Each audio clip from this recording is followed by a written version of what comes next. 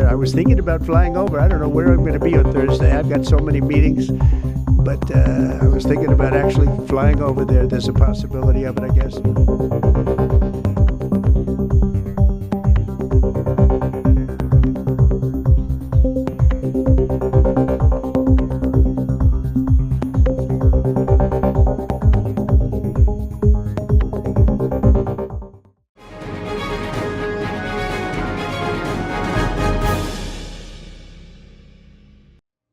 A day after news of the US-China agreement on trade, there were signs of further steps being taken.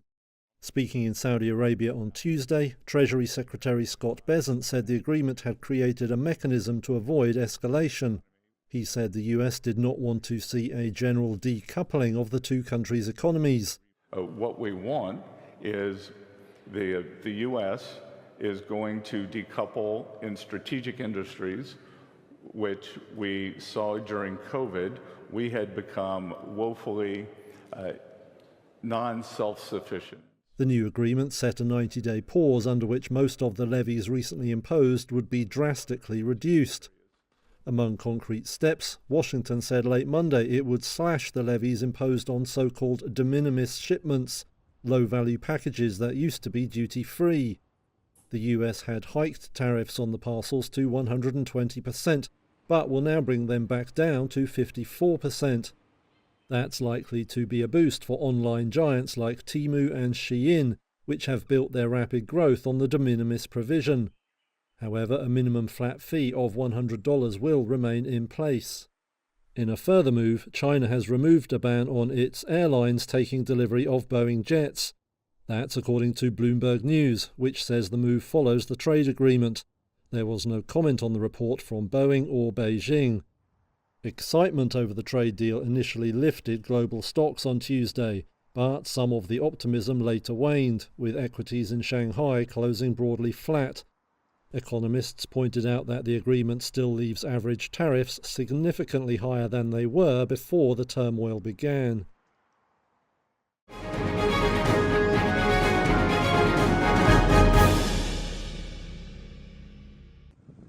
Israeli-American hostage Idan Alexander was released by Hamas and safely transported to Israel on Monday.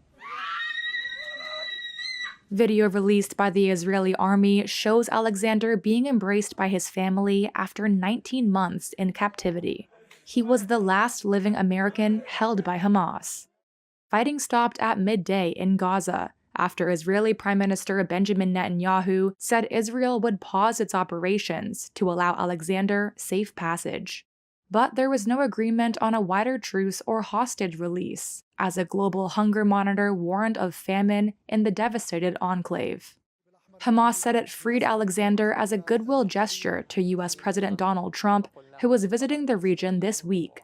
Netanyahu said there would be no ceasefire and that plans to intensify military action in Gaza continued. The release follows four-way talks between Hamas, the United States, Egypt, and Qatar. Witnesses reported Israeli tank shelling on eastern Gaza City after the handover.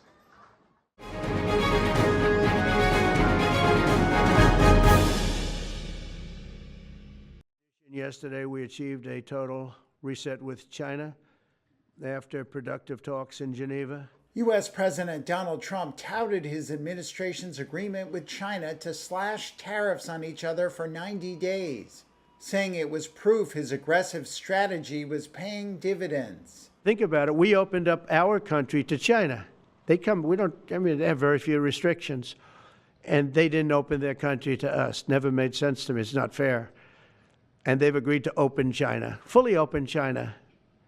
And I think it's going to be fantastic for China. I think it's going to be fantastic for us. The two sides said that under the temporary truce, the U.S. will cut extra tariffs it imposed on Chinese imports last month from 145% to 30% for the next 3 months, while Chinese duties on U.S. imports will fall to 10% from 125%. We've gone from okay to apocalyptic to sort of merely bad. Marcus Noland is the Executive Vice President and Director of Studies for the Peterson Institute for International Economics. Where they were last week was absolutely apocalyptic. It would have resulted in supply chain disruptions that would have been something like the pandemic. There would have effectively been no trade between the United States and China. So a tariff of 30% is a high tariff, but it's a tariff that at least has a certain degree of flexibility and will allow life to go on, albeit at higher prices and maybe with greater uncertainty and delays. Financial markets cheered the reprieve in a conflict that had brought nearly $600 billion in two-way trade to a standstill, disrupting supply chains and triggering layoffs. Shipping industry representatives said many companies may restart loadings of goods to get shipments in while tariffs were still low. But the uncertainty around any eventual deal may leave businesses wary of ramping up orders dramatically. U.S. Treasury Secretary Scott Bessent, who led the weekend talks with China, said the next meeting had not yet been set, but that the sides were ready to continue negotiating.